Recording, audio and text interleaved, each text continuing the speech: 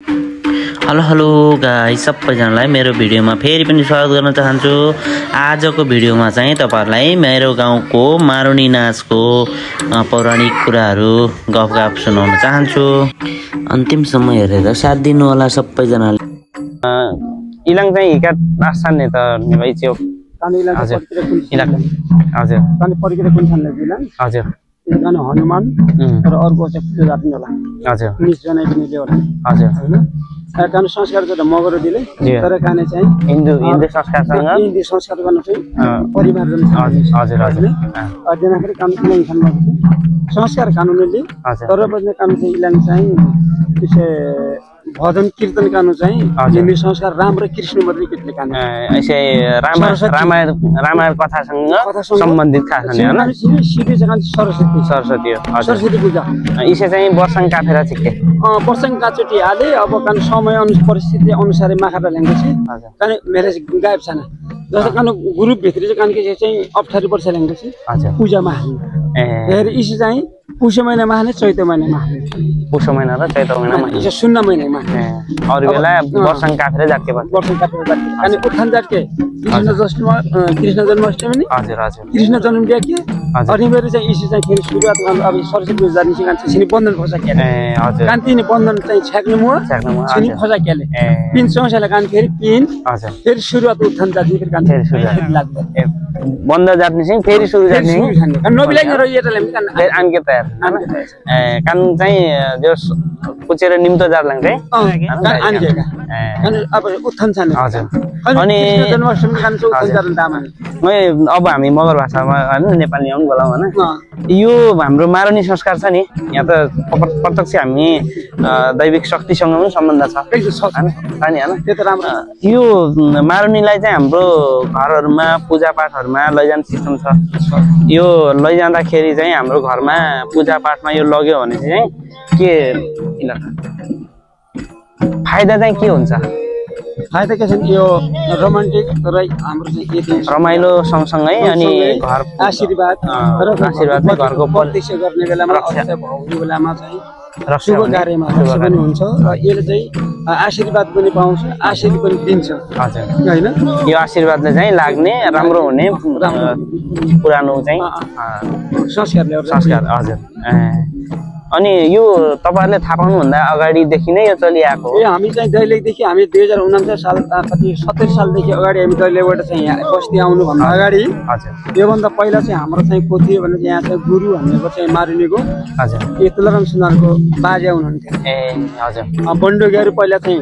हुनुहुन्थ्यो त्यहाँदेखि पछाडि ठाडा माइला बाजे बन्नुभयो त्यहाँदेखि हाम्रो काइला बाजे देवराम दर्लाई बन्नुभयो त्यहाँदेखि चाहिँ शेरबारी सिजाले बन्नुभयो अहिले उहाँको छोरा मैले अलि पहिल्यै सोध्नु पर्ने कुरा हो अलि ढिलो गरे हजुरको परिचयबाट सुरु गर्छु मेरो नाम पूर्णबहादुर दर्लाई मगर हिजोको दिनमा यस मारुनी समूहको म कोषाध्यक्ष र हिजोको दिनमा मभन्दा अध्यक्ष अर्मन सिमासी हुनुहुन्थ्यो यहाँहरुको मेरो बुवा हजुर र अहिले हाल चाहिँ नन्दराम दर्लाई हुनुहुन्छ अहिलेको चाहिँ संस्थाको चाहिँ अब अध्यक्ष निरज दर्लाई मिश्र लगायतै हामी चाहिँ भोगो नै पर्यौं र अहिले वर्तमान उहाँले कार्यकाल चलाइराख्नुहुन्छ सबै मिलेर सबै राम्रो भइरहेको छ देशमा हामीलाई चाहिँ अलिकति कमी कमजोरी अब आजले आला त केटाले अलि नमान्ने भए अब बुढो पाकाले चाहिँ अब नसक्ने पनि भयो लोप हुने हो कि भन्ने चिन्ता भयो लोप हो कि भन्ने चिन्ता पनि छ र हामीले गाउँपालिकादेखि फरेस्टबाट पनि हामीले रकम दिएर पनि हामीले चाहिँ यहाँ हजुर दिने गरेको छौँ र हाम्रो यो सामाजिकबाट आएको रकमलाई चाहिँ केमा चलाउनु भएको छ हामीले चाहिँ यो वाद्यवादन र पोसाकमा खर्च गरेको छौँ पोसाक र वाद्यवादन अनि कहिलेकाहीँ बाहिर जाँदाखेरि दान स्वरूप दिने रकमहरूलाई पनि त्यसैमा पहिले चाहिँ जाने बेलामा चाहिँ गाडी भाडा अटो भाडा पनि हामी तिर्छौँ त्यहाँबाट आएको पनि हामीले जम्मा गर्छौँ भनेर हामीले गाउँपालिकाबाट फरेस्टबाट हामीले रकम र ओडाबाट पनि हामीले चाहिँ निकास गरेका छौँ अनि यो हाम्रो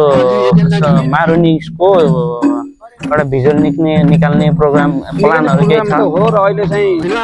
भन्दा पनि सकिया छैन अहिले भिजुअल निकाल्नु पर्छ भन्ने त्यो कुरा भएको छ हजुर रकमले कमी कमजोरी गर्दाखेरि र हामी एक आपसमा पनि जम्मा नहुँदाखेरि हैन जम्मा नहुँदाखेरि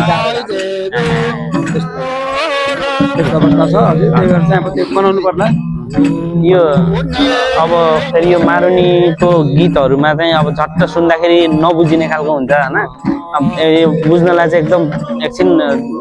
हराउनुपर्छ त्यहाँभित्र, त्यसले बल्ल बुझिन्छ होइन। यो मारुनीमा चाहिँ के सम्बन्धी छ खास, राम लक्ष्मण सम्बन्धी नै छ कि यसको कथाहरू के को बारेमा भन्नुहुन्छ गीतमा? राम लक्ष्मणको बारेमा पनि छ हजुर, र चाहिँ कृष्ण चरित्र छ हजुर। त्यहाँदेखि लिएर अर्को यहाँ तीन स्त्री जान्छ हामीसँग यहाँ, हजुर। एउटा पूजामा पनि जान्छ, हजुर। त्यही भजन कीर्तनमा पढाएको चाहिँ बढी हुन्छ। ए मतलब अलग अलग ठाउँमा जस्तो ठाउँमा इन्भाइट भयो त्यही अनुसारको गीत रामको चाहिँ गीत गाउनु पर्यो भने लडाइँ सम्बन्धमा जान्छ, हजुर हजुर, रावणसँग सम्बन्धमा जान्छ। हजुर। अब कृष्ण चरित्रमा चाहिँ गीताउनु पर्यो भने कृष्णसँग जान्छ। हजुर। अब त्यहीमा सोरडी आउने भनेको त्यही हो, 1600 गोलेनी भन्ने गीत त्यति बेला नआउँछ कि कृष्ण चरित्रमा आउँछ हाम्रो। मैले फेरि एउटा कुरा अघि नै तपाईँले मलाई आउने बित्तिकै यो दिनुभयो, टिका लगाइदिनु भयो होइन,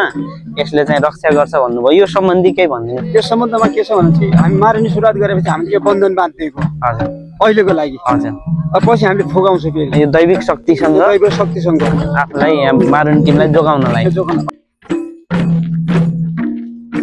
अहिले काम छ नि कोही कोही, त्यसले चाहिँ बन्द गर्नको लागि चाहिँ लास्टमा हामीले के गर्नुपर्छ, हामीले सुरुवात गऱ्यौँ र आज हामीले बन्धन फुगाउने। यो